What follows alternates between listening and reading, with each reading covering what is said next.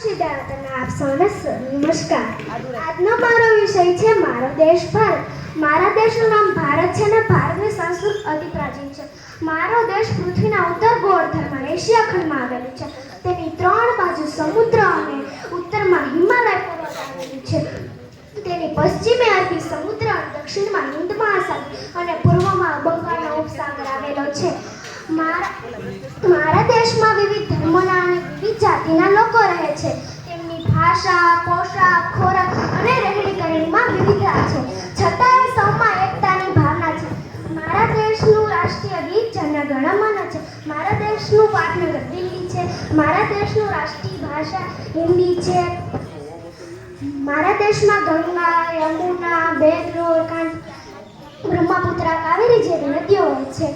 નદીઓમાં ફળદ્રુપ મેદાનો આવેલા છે. ભારતમાં દિલ્હી, મુંબઈ, કોલકાતા, બેંગ્લોર, કાનપુર અને અમદાવાદ જેવા મોટા ઔદ્યોગિક શહેરો આવેલા છે. પૃથ્વી પરનું સ્વર્ગ ગણાતું કાશ્મીર હિમાલયની ગિરિમાળામાં આવેલું છે. અસ્તુ જય હિન્દ.